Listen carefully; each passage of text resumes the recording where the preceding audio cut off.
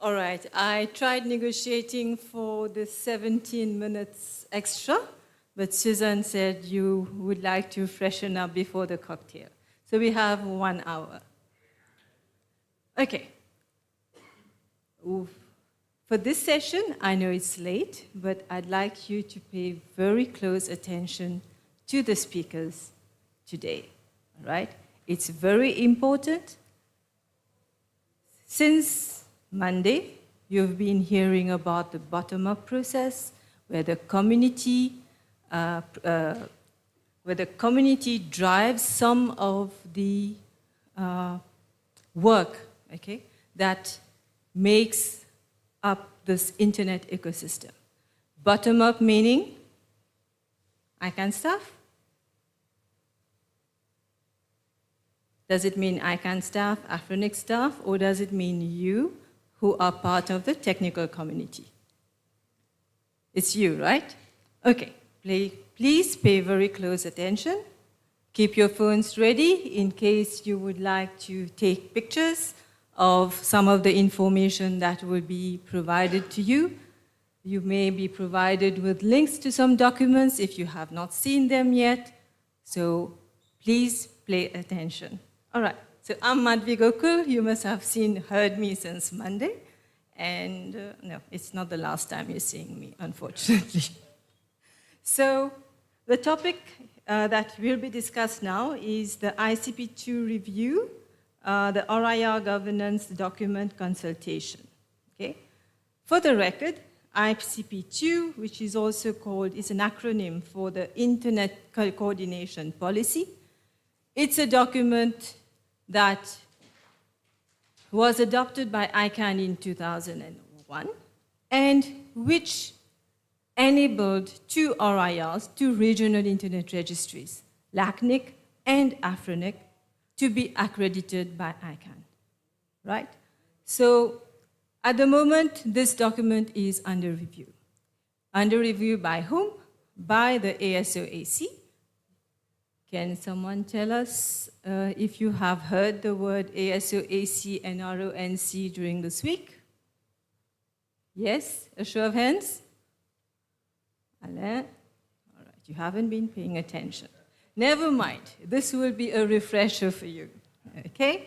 So, please welcome 3 members of the ASOAC who have traveled thousands of kilometers to be with you today, to address to you, to talk to you, to explain to you what work they've been doing since October 2023 in regard to the ICP-2 review.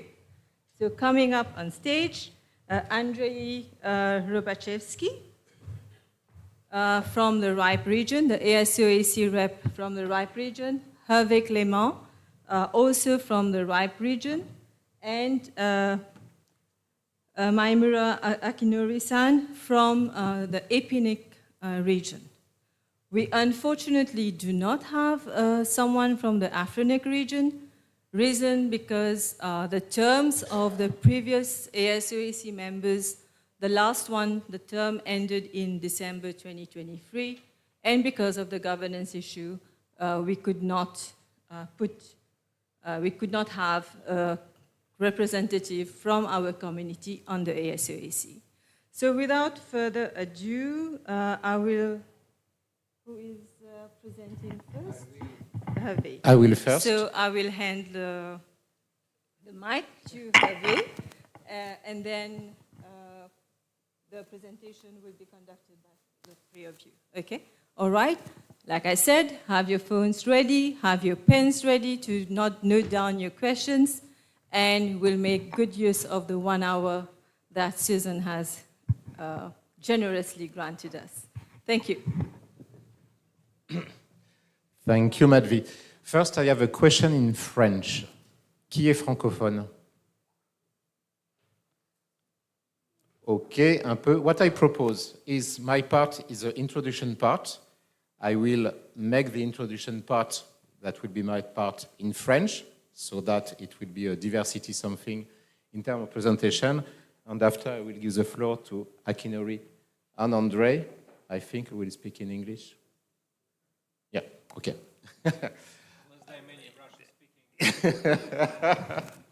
If I can speak Japanese. Thank you. Perhaps I can be, yeah, it will be better.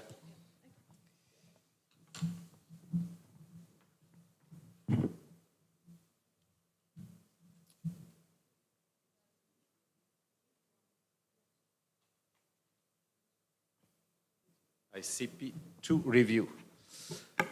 Vous m'entendez? C'est bon, parfait. Alors, je vais essayer de faire fonctionner correctement. Tac.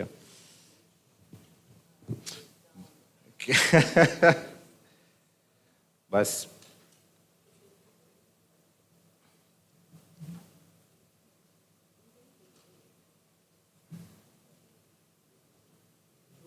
vas-y, vas-y.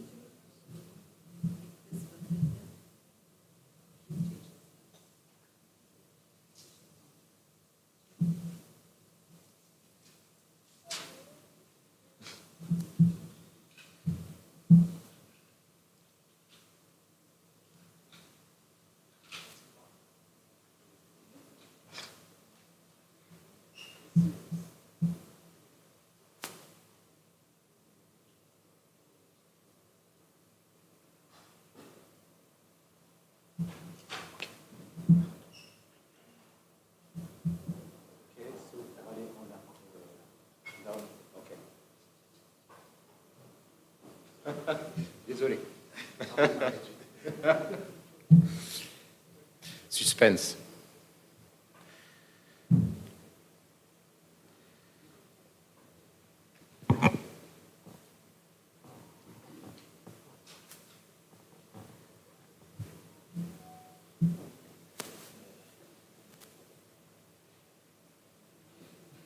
So you manage? OK.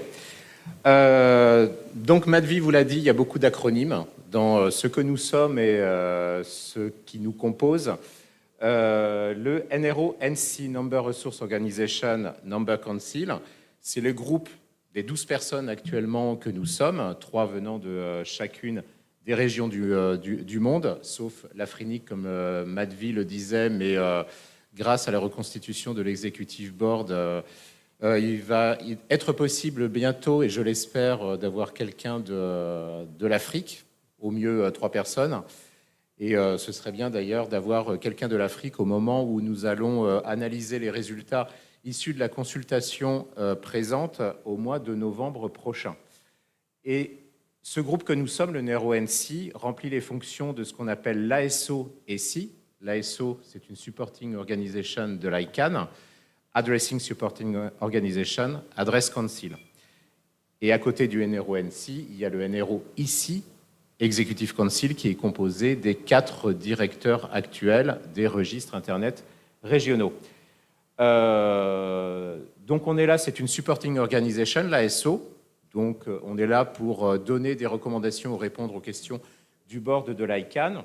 12 membres actuellement, mais normalement 15. Donc on donne des conseils au board de l'ICANN où on répond à leurs questions. Quand il y a des global policy, alors des global policy, c'est des policies, des règles de gestion qui sont communes à chacune des régions et qui traitent du lien entre l'IANA et les registres Internet régionaux. Donc on est là pour vérifier que l'adoption s'est bien passée. On nomme 2 directeurs de l'ICANN parmi la vingtaine qui existent, les sièges numéro 9 et 10. Nous avons actuellement Alan Barrett, qui est un ancien CEO de l'Afrique, et Christian Kaufmann, qui est l'ancien directeur de l'Executive Board du RIPE-NCC. Et on nomme une personne au Nominating Committee de l'ICANN. Donc c'est le comité qui est là pour élire d'autres personnes au sein de l'ICANN. On se réunit tous les mois, virtuellement, et nos meetings sont ouverts à tout le monde. Donc si vous allez sur le site de l'ASO, vous pourrez voir les dates de meeting actuellement. Et on se réunit au moins une fois par an en physique. Voilà. Et puis le travail principal qu'on a actuellement, c'est ce fameux travail sur l'ICP-2 dont Madvi vous a donné la définition de l'acronyme. On peut passer au slide suivant, Wayne, s'il te plaît.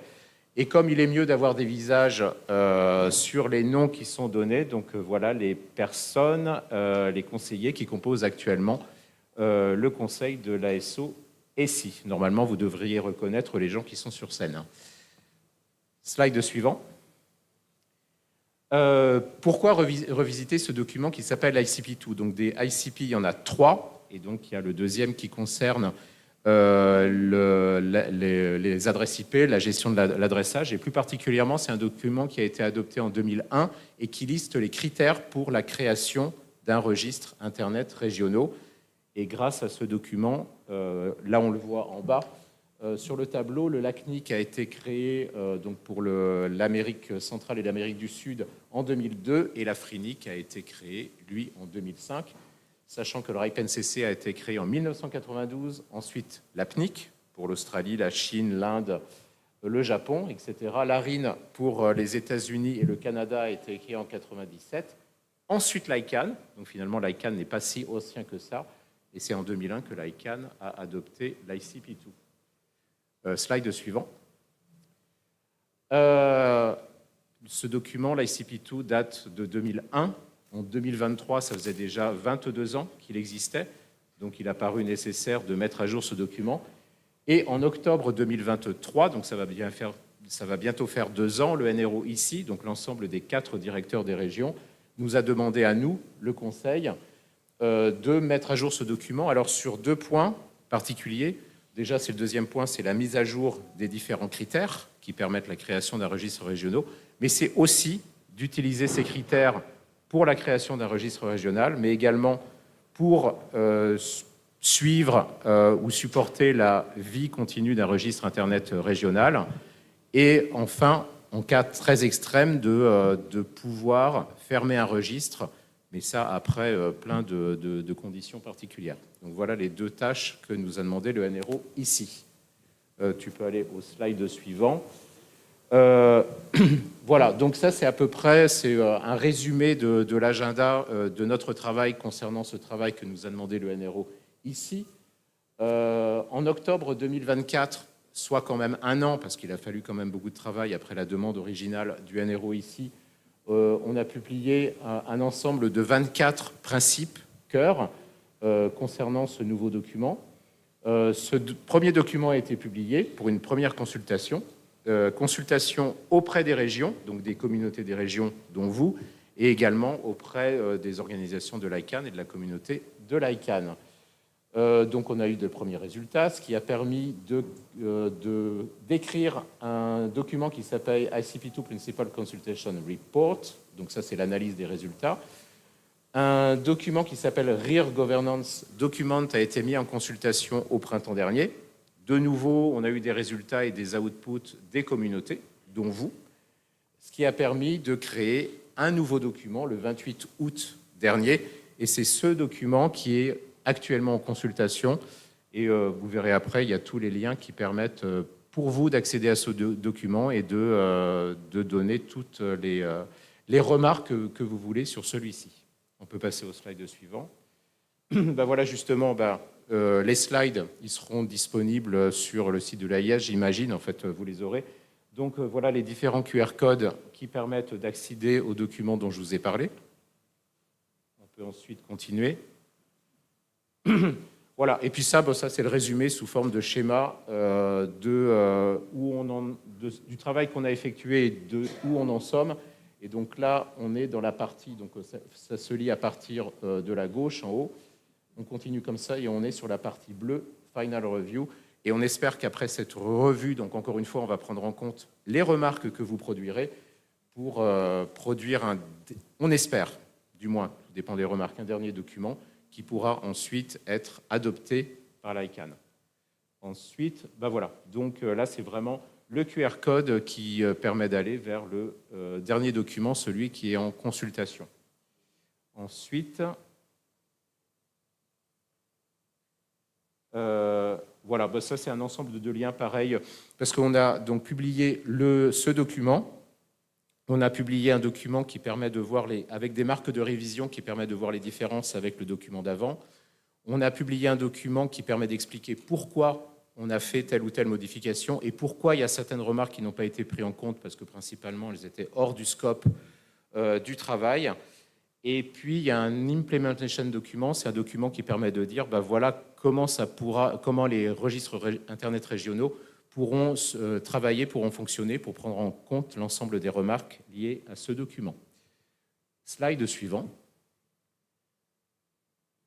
Donc l'idée, c'est que on attend vos retours, on attend vos remarques. C'est ça qui est vital parce que Madhvi en parlait tout à l'heure. Qu'est-ce qui est important et qu'est-ce qui est légitime? C'est la communauté, c'est vous, pour la légitimité de ce document, encore une fois. Et voilà ce qu'on attend de vous. Et l'idée, c'est d'avoir des remarques constructives, bien entendu. And now, I give the floor to Akinori.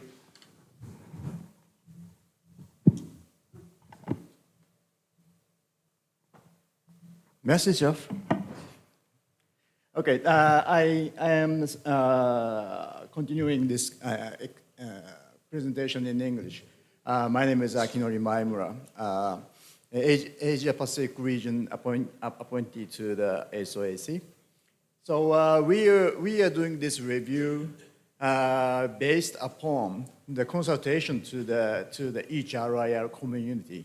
We started, as Elbe mentioned, we started with the consultation of the principal draft, and then based upon the consultation on the principal draft, we drafted the first version of draft of the RIR governance document. And now that feedback on that first version of draft, we revised our draft to the version 2. Now the version 2 draft is available, and then please have a look. And then if you had any findings, please let us know. Then I will walk you through to the overview of the revision from version 1 to version 2. So this is the quite overview of this. Then from version 1 to version 2, we have some change in the title. It's a title. We had some feedback which tells that the title is a little bit different in nuance. Then we fix that. That's the title. Another thing, preamble. We have the preface, preamble, the text in the beginning. We had 6 lines of preamble in the draft version 1, and then we now have 38 lines of the preamble. So it is really enriched, and then in order for us to provide you much more context, and then some background for you to understand better. Sorry. One page back, please. Thank you very much. And the third point is the implementation procedures. That's it is quite newly added. And then why we added the implementation procedures? Because the many feedback tells that this ICP draft version 1 is not enough. Well,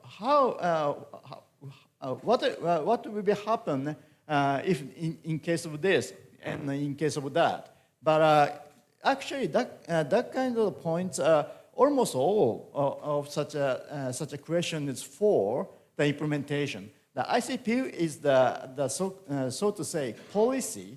It's it provides the policy how we deal with the recognition and then operation, and we don't really need that, but the recognition. So implementation procedures are now provided to tell you that the implementation detail will be the independently documented afterward.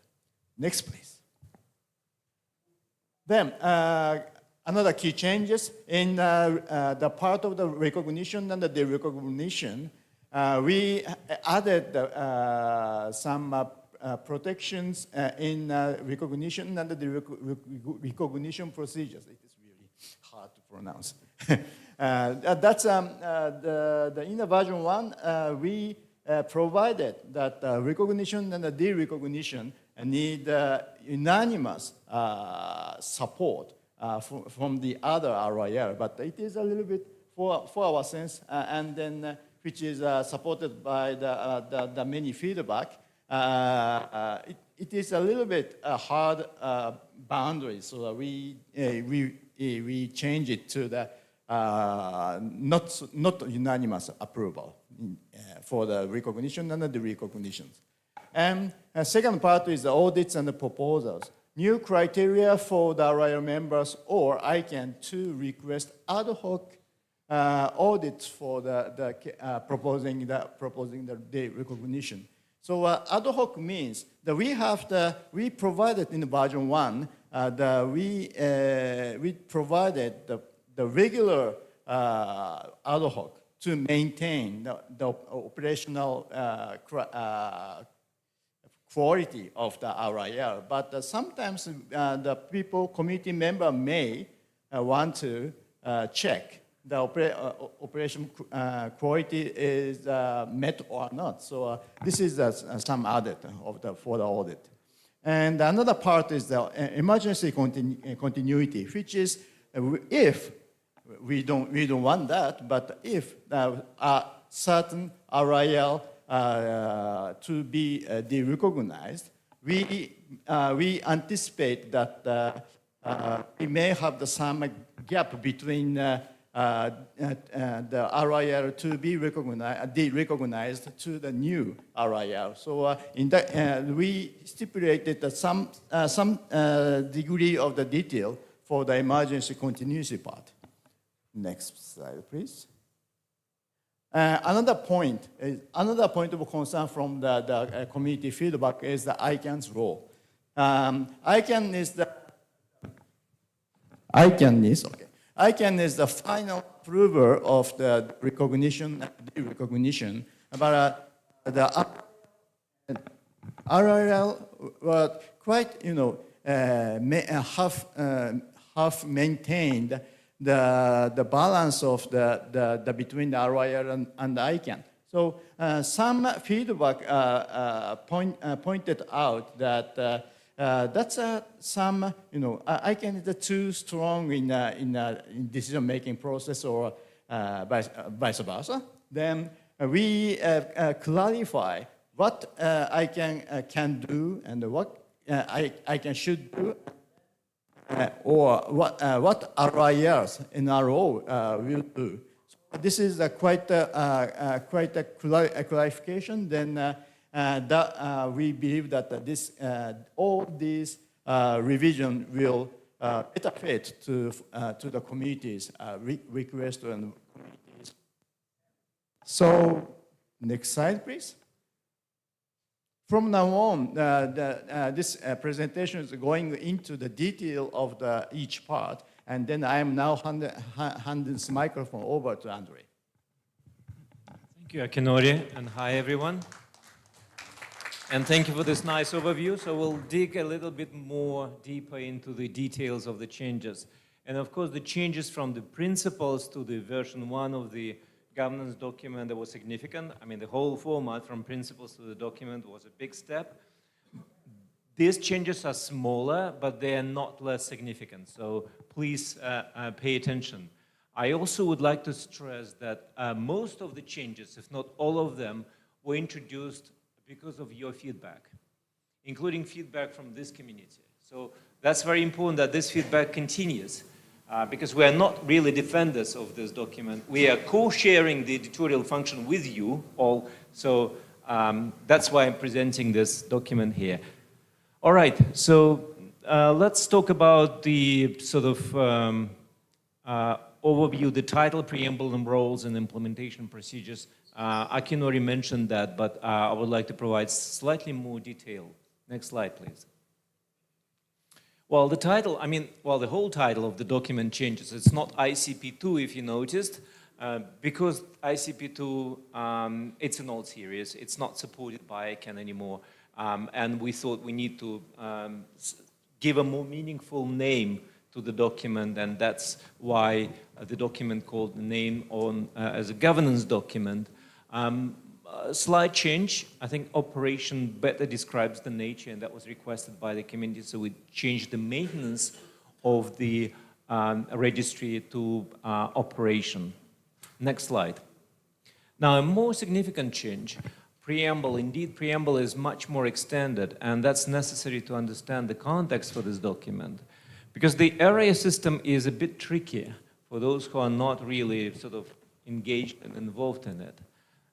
You might think that the system is hierarchical, but it's not, because the authority in the area system doesn't come from ICANN, it does come from local regional communities.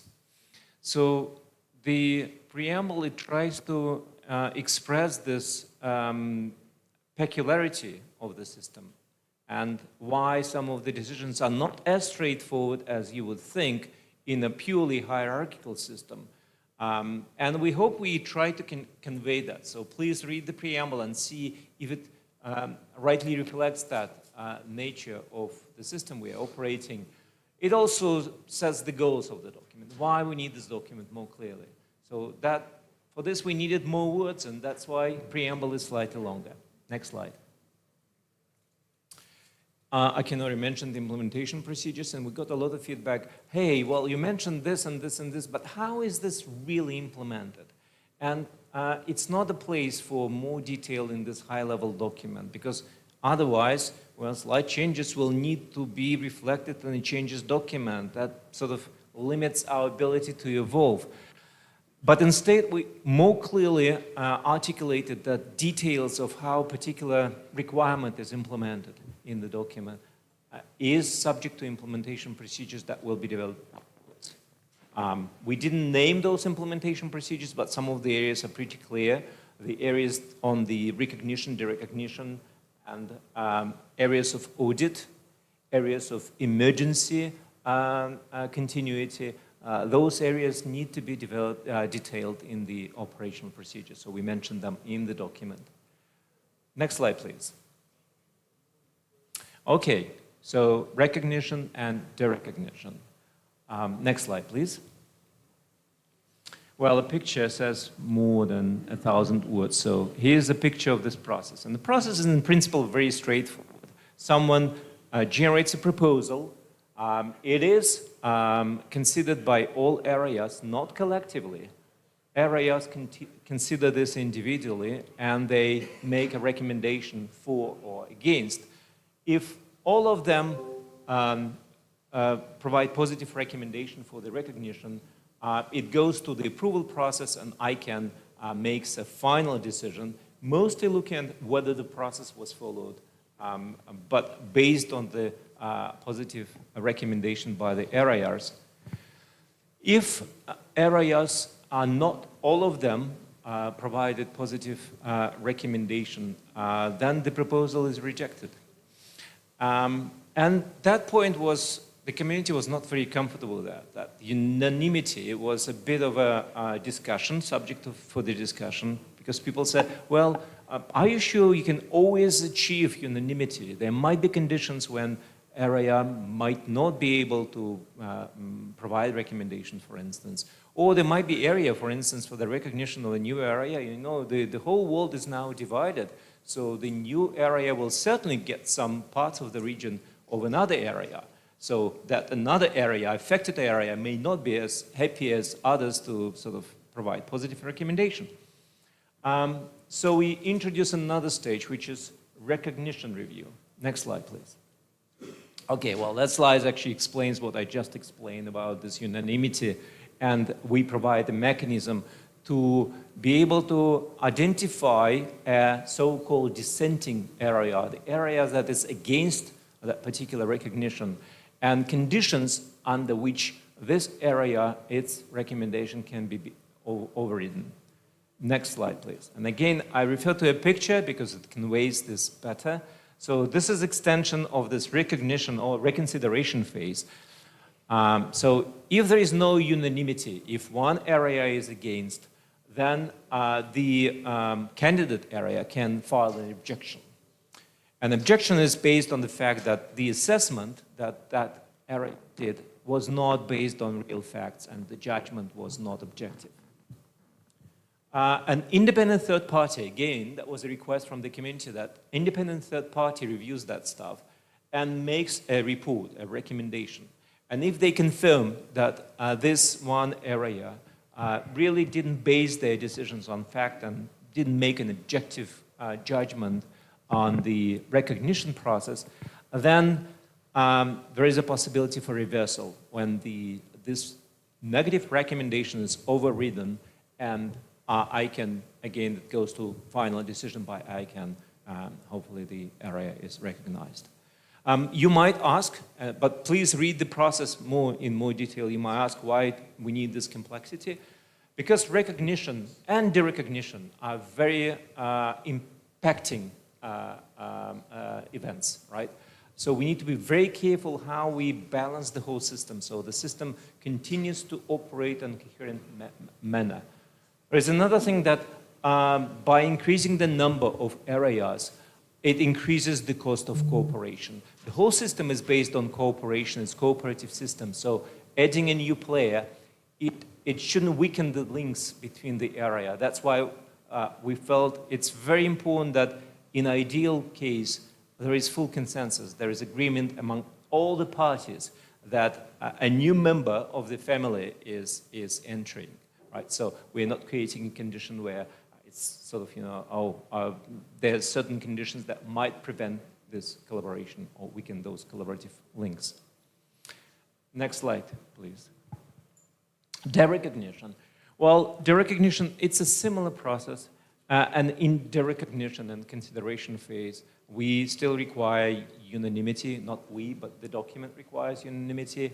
And again, approval, decision, and ICANN final decision. And again, areas are not acting in concert. They are individually reviewing this by the ways that they choose. It might be a community consultation, it might be a board decision, and provide this recommendation. Okay? Next slide, please. So there were some concerns that there need to be extra safeguards because derecognition is a very, again, very impactful event. So there must be some safeguards, and the document, the new version, provides them. So, for instance, in the proposal, the rationale and details is required. So you can't just say, hey, I propose derecognize this area, and then the whole process starts. No. Opportunity for the affected or the area that is about to be recognized to publicly respond. And publicly is very important. All the processes that we're describing, they're very transparent and documented. So it's not just the areas doing this business. The whole communities are watching that and have an opportunity to intervene. And transparency. So ICANN has to publish reasons for their decision. Okay, next slide, please. Who can generate a derecognition proposal? So what was added is a new threshold, and the threshold is defined by two parameters. It's either 2,000 members or 25% of the membership of the area. And the reason for this is that in different areas, in different regions, membership is counted differently, right? Not all resource holders can be members, for instance. They're voting members, they're non-voting members. So to make it more consistent across the board, those two parameters, sort of boundary conditions, were created.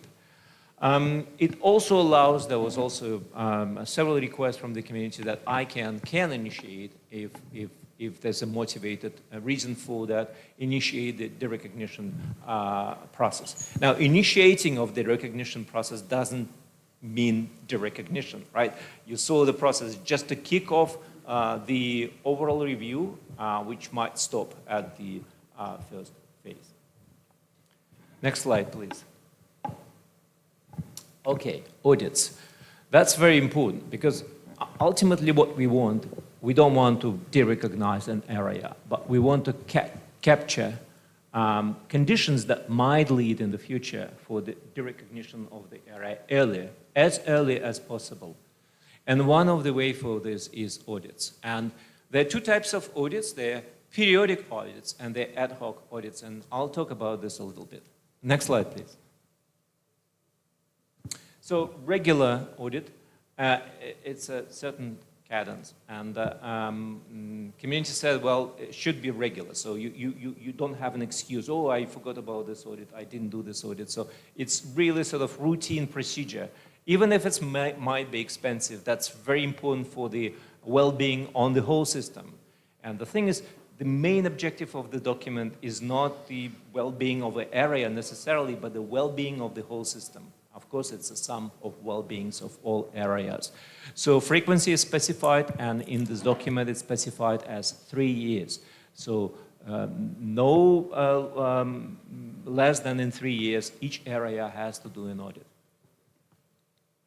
And again, you would ask, and what does audit entail? I mean, what kind of parameters are audited? That is going to be specified in implementation procedures. So this document says the boundary conditions under which the implementation procedures will be developed. So look at this document from this perspective, please. Next slide. Ad hoc audits, right? Well, 3 years, maybe not a long term, but sometimes there is a necessity to assess current performance of an area on ad hoc basis. We are not sort of specifying specific scenarios, but we're specifying conditions under which the audit can be requested. It's either other areas by majority decision can request an audit of another area, or again, 2,025% of membership can request an audit of their own area. Next slide. Emergency continuity. Again, that was a lot of feedback from the community concerned how the document can ensure, how what kind of safeguards can be provided to ensure that there is continuity. Whatever happens, the main operations of the area are not interrupted, which is, yeah, absolutely normal.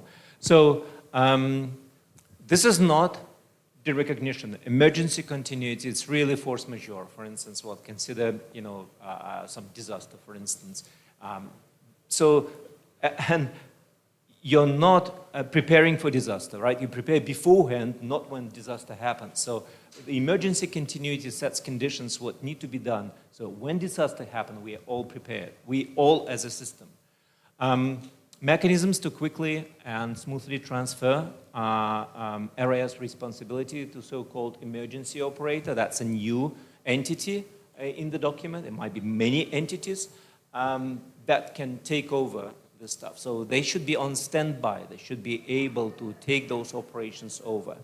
It requires, there are high requirements for transparency and unanimity because it's a big decision.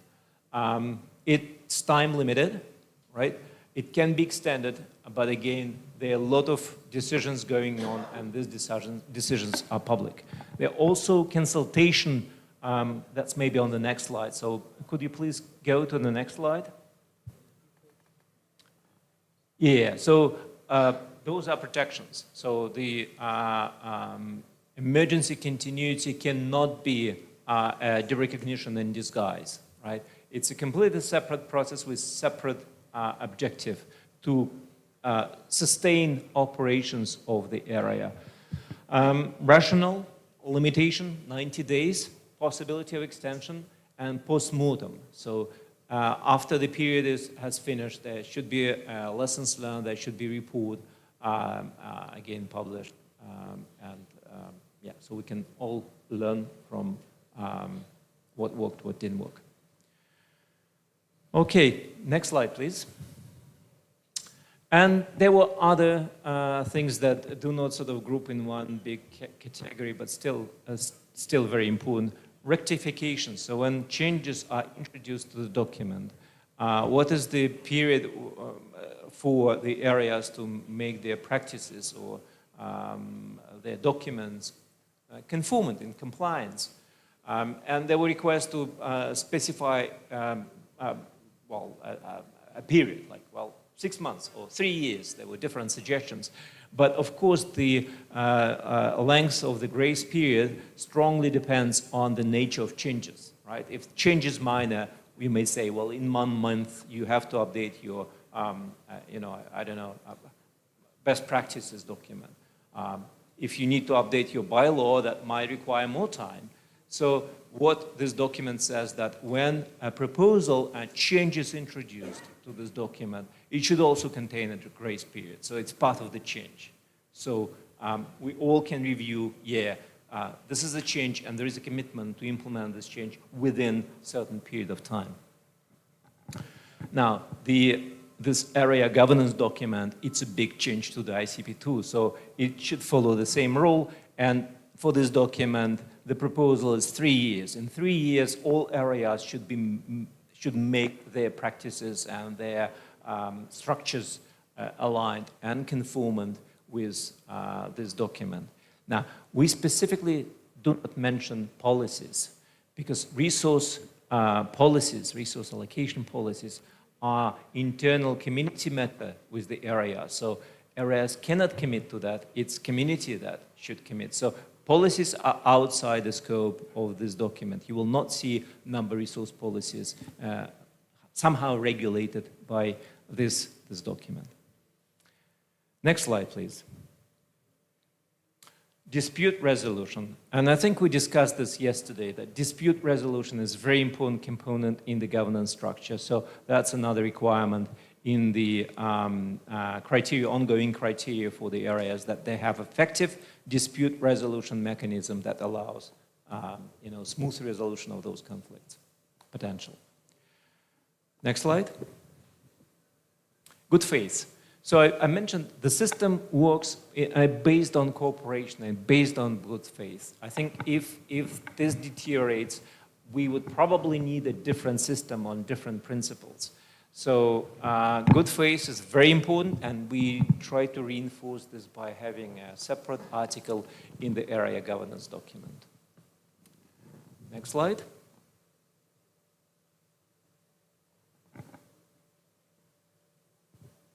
Right, and that's the so far for the changes. So these are reminders. This document is up for your review and your feedback.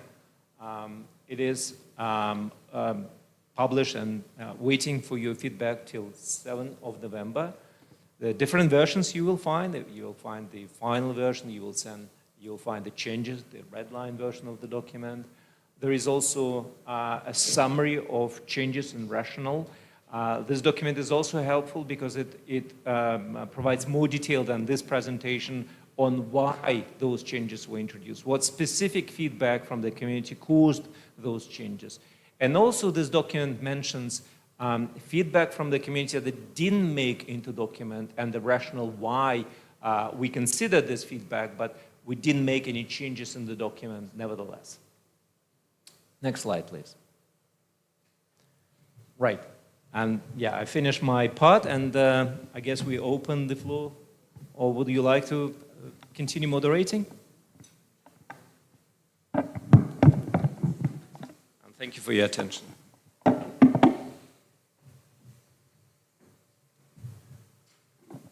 All right, we have 15 minutes for questions.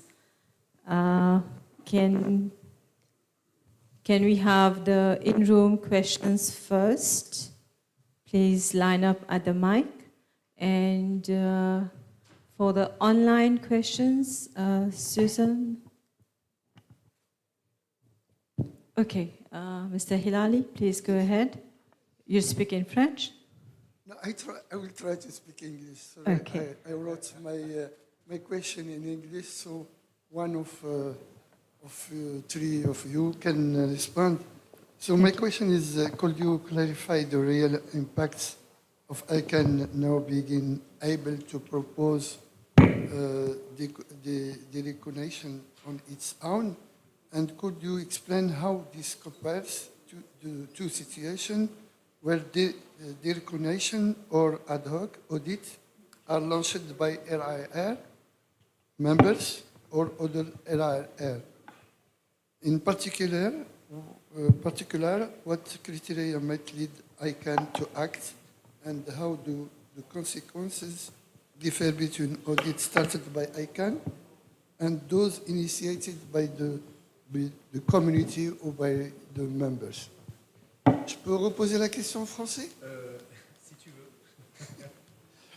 Enfin, comme actuellement vous avez parlé du document qui est mis en place, au sein de l'ICANN, il y a une grande discussion autour de ça. Ma question, c'est quelles sont les implications pratiques du fait que l'ICANN puisse désormais soumettre sa propre proposition de la déreconnaissance d'un RIR? Quels sont les critères? Parce que ce que j'ai compris dans les exposés que vous avez faits, c'est soit l'ICANN, avec ce document, soit par les membres du RIR, c'est-à-dire 25%, si j'ai bien compris, aux 2000 membres. Donc, y a-t-il des critères spécifiques pour ça, pour une telle initiative de la part de l'ICANN? Et comment initier un audit? Est-ce que c'est l'ICANN? Est-ce que c'est les membres? Ou les deux? Chacun peut le faire. Et puis, quelles sont, peut-être j'ai pas compris, quelles sont les conséquences par la suite lorsque l'audit est préparé, est envoyé, et qu'il y a des problèmes au sein d'un RIR? C'était mes deux questions. Okay, thank you, Aziz. First, I will try to share with my colleagues what I think I have understood from your question very briefly. So it's so the fact that regarding this new document, and in this new document, the ICANN has a new role, perhaps a slightly more important than it was in the last documents, but it's a framed role. And Aziz was asking, so if there are criteria for the ICANN to launch a process of derecognition or something, or to start a discussion, or to launch an audit, or something on what could be the consequences on that.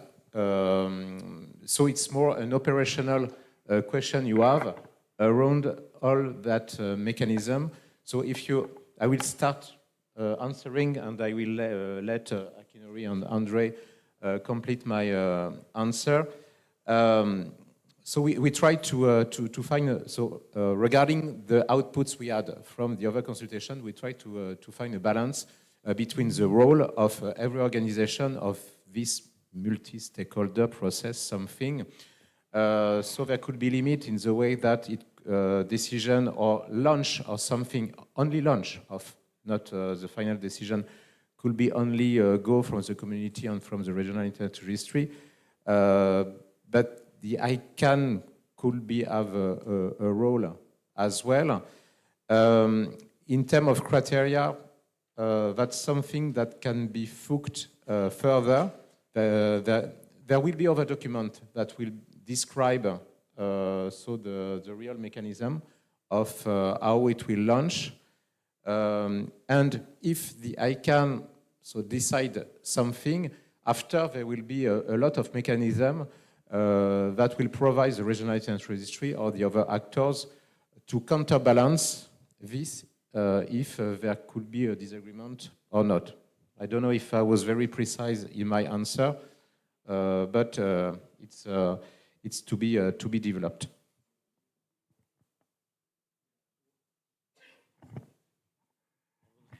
Yeah, just to add two things. One thing is the inclusion of ICANN was logical because areas can initiate this derecognition proposal.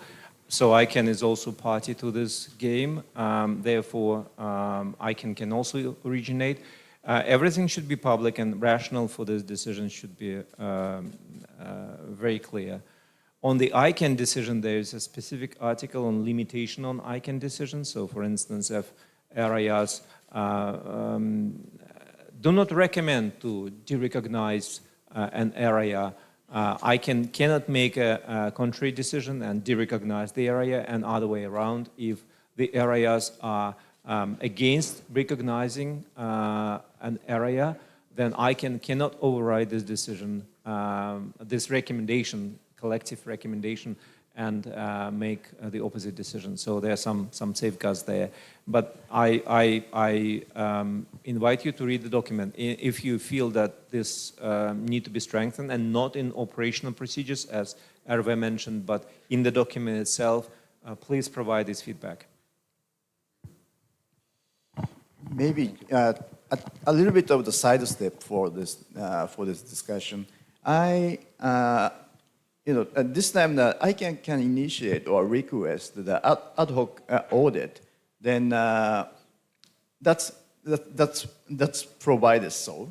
But I don't think we have such a process I can to determine to kick off the ad hoc audit, and then I am only curious how I can implement the process. But maybe I can both can determine such a resolution with some study by the ICANN.org, and then based on something, but that's just my imagination. Maybe I can need to make up the process like that. Thanks.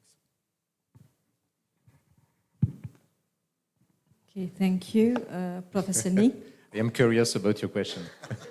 Oh, then I will not ask a question, I'll make a comment. Okay, well, thanks very much. I'm sure we'll have some more questions regarding this ICANN rule, but it will come from others. My role is to thank you for reaching out to the Afrinic community. My role is to reach out to the Afrinic community. Thank you for the reaching out to the Afrinic community, the region, and also your participation starting from Mauritius regarding this engagement. So you've been with the AIS for some time, and I think we need to point out that in spite of us not having representation, you've been coming to us, and for some of us, that's important. It shows that you are doing your very best to make the process as reasonable and participatory as you come from the region. We shall submit a written report, okay? Because we've read it a number of times, and every time we walk away with some small headache here and there, which means that we will have to ask more detailed questions. But my other colleagues will do that. Now, my general comment. We know the problem that you are faced with is difficult, because on the one hand, somebody delegates something to you, and then you say, my friends will now be the ones to tell me how to kind of work with it. Okay, you got it from somewhere, and then you are saying, my friends will help me work with it. So it's a bit some way. And so we are not surprised. Now, version 2 seems to be trying to address maybe too many concerns, okay, raised in version 1. And it became, to an extent, more prescriptive, because you are adding more specifics, a little bit more, okay, and complex and maybe difficult to implement. Okay. I'm saying things like emergency operator and all kinds of things there, which I don't know will go as far as emergency operator for my PDP, for example. I don't know. You know, I'm saying it's getting deeper and deeper. And it's beginning, therefore, you know, to an extent, look like a corporate governance, which in a way violates the spirit of the loose and stable RR system, because now it's becoming a little bit, okay, and I don't know if that's the direction we want to go. The new framework is, while it's trying to strengthen the governance of the RR, may introduce other vulnerabilities, okay? So we need to really think through that, and through the complications and the heavy compliance requirements. I tend to think so. ICP-2 did not mention life cycle of an IRR, assuming that it should continue to provide services as long as requested. Don't you think that simply mentioning the notion of a life cycle of an IRR, it puts the IRR at risk? Because if you mention life cycle, it will go away sometime. You've shifted from, you've soft pedaled back from it cannot go away So it may go away. So it means I may have to go to multiple RRs. You know, it's beginning to create some questions in my mind. The document is less and less framework, and in my opinion, becoming more an implementation document. If that is the intention, it's also fine, but I wish you were not shifting into the implementation, but remaining in that framework. So those are my general comments, but I'm sure my colleagues here will give you some specifics to explain why I've taken this position. Thank you very much. Thank you, Prof. It's always very interesting to hear from your remark or your philosophical view, I would say, about the document, because it gives another view, because when you work in a specific document, in a specific subject, you are like everybody with so a line you try to follow, and it's good sometimes to have a higher view on what we are doing. There could be different answer to your remarks. So you tell about two perspectives something, too much implementation, but in the other way, so you can hear other people from the community saying that, oh, finally it's too vague because so I wanted to have more and more details about what it is. So, but finally, I love the consensus way to adopt policies, to adopt documents, and I really hope that within the African community we will restart the process of discussing of policy, which is another way, and I saw that Alain is very, and you very passionate about that as well. So that's the interest of the work, definitely, and one more time, so what you said is very precious for us. Thank you. Yeah, no, I totally agree. Just to add to what Hervé said, I think the intention was not to create a contract from this document, from this framework, but to make the statement as precise as possible. So avoid misinterpretation. Because if you look at ICP-2, it's a discussion document. It's really not a, well, you wouldn't even call it a framework, but that comes from the fact that back in 2000, we all spoke the same language. I mean, in the sense that we all understood the system. It was sort of in the blood of the community. Now, I think community has changed.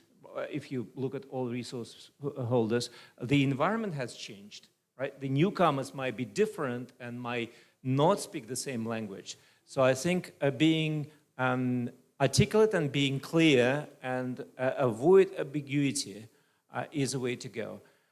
As I said, the document says the boundary conditions, right? Not everything can be expressed there, and that's counterproductive, right? As you said, maybe we went too far, and maybe some things need to be, deleted from this document and sent to implementation procedures. But so this is a balance, and we welcome this feedback because community has more saying on this document than I think on implementation procedures, which are more internal. So this is the borderline, right? If you think that's very important, it should be in this document, and the community should provide the feedback. If you think that, well, it's not really important how you implement as soon as that line is drawn, then, yeah, I agree. It can be simplified and go to implementation procedures. Just a brief comment. Actually, in our discussion in ASOAC, the policy or implementation is a really, really big team, and we actually have a multitude of that kind of discussion to produce this draft too. So your comment is really point right there. Thank you very much, Prof. Thank you. We have 2 more minutes. Do you have any questions online? No? Okay. Alain?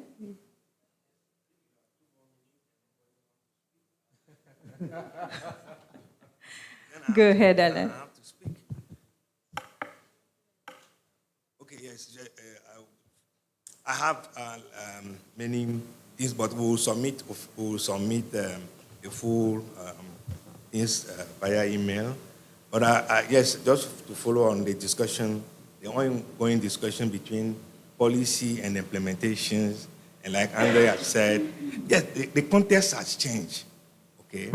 But I think we recently learned from the IANA transition, you remember, we signed some contract on the number and name things. But when you look at that, the contract there is not that prescriptive, like you must have emergency operators like this. He said the IANA service provider should have a plan. Okay, so the plan in Africa may not be the plan in Europe, the plan, but we should meet a certain requirement. Okay, so instead of saying you must have so I think that the document here is, like Prof said, and like you agree, seem to be prescriptive something, instead of saying you need to have a plan for business continuity, which must allow you to do this, that, okay? But how do I provide this plan should maybe follow the reality of the region.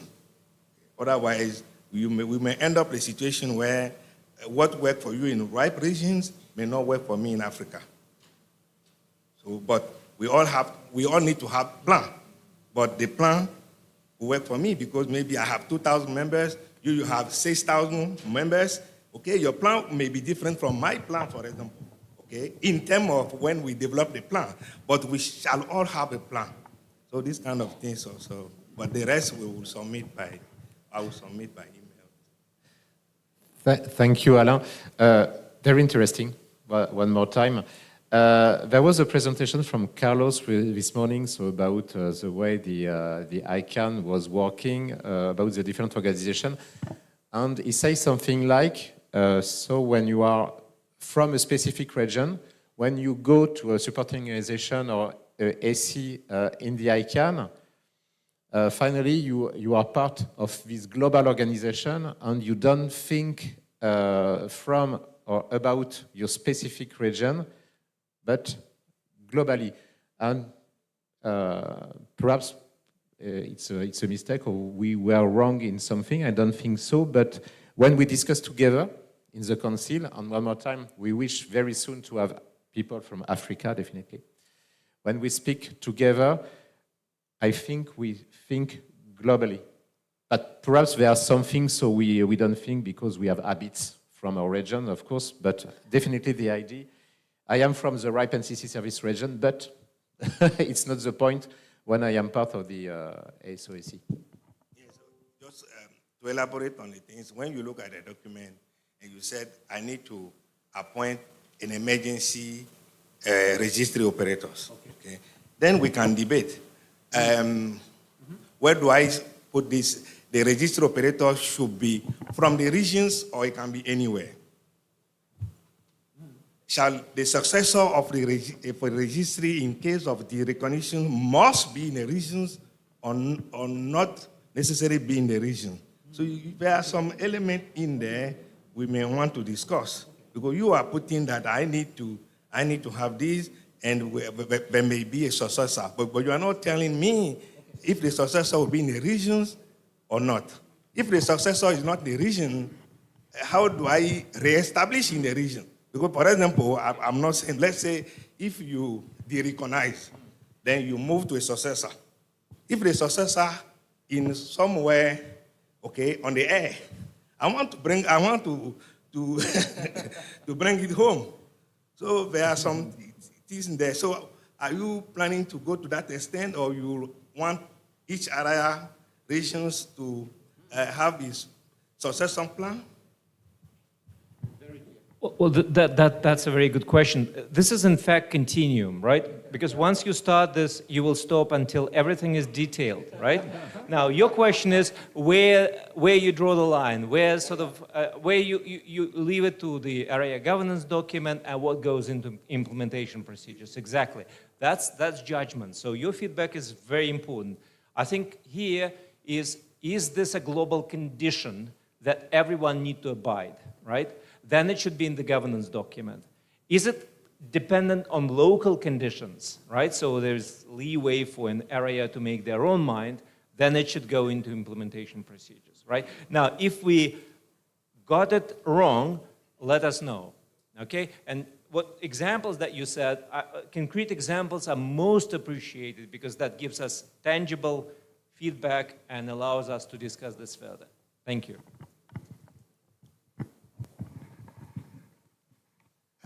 We have one more question. Last one. Okay. Thank you. Thank you very much for the presentation. I have a question. Why does the new governance document require all areas to align their practices and structure within 3 years? And how does it distinguish between governance requirement and resources allocation policies? You know, Afrinic has a problem. Why do you require 3 years? Thank you. I'm not sure I understood very well, sorry. Should I read it again? Yes, please, repeat your question. Yeah, because I'm French guy, so, you know.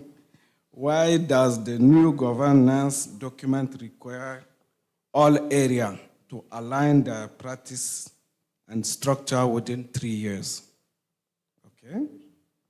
And then how does it distinguish between governance and requirements and resources allocations?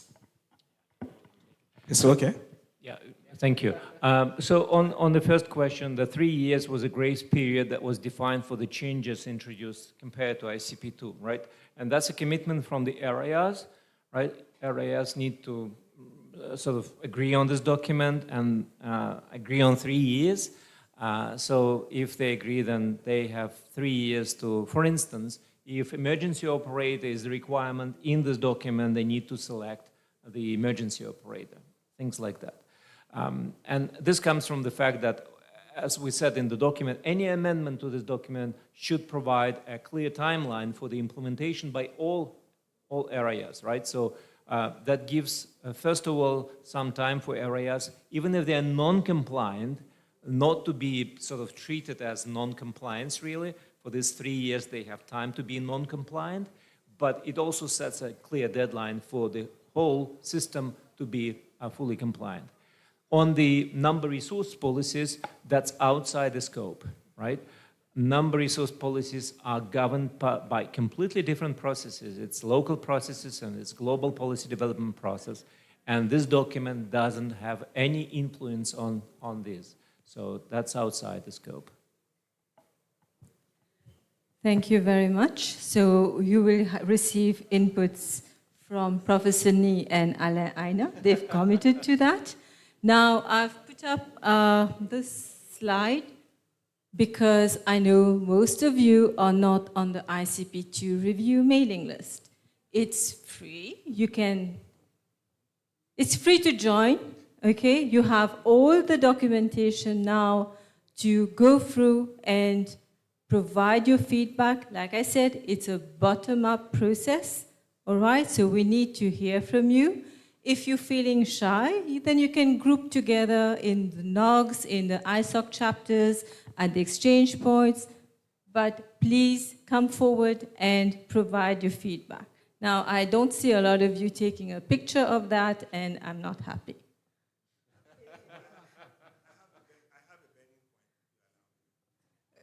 You have to negotiate with Susan. Open mic tomorrow, perhaps, Alain? You'll be here tomorrow? No, okay. Tomorrow is ISOC day, though. But Alain, please please feel free to speak with the three gentlemen here. Thank you.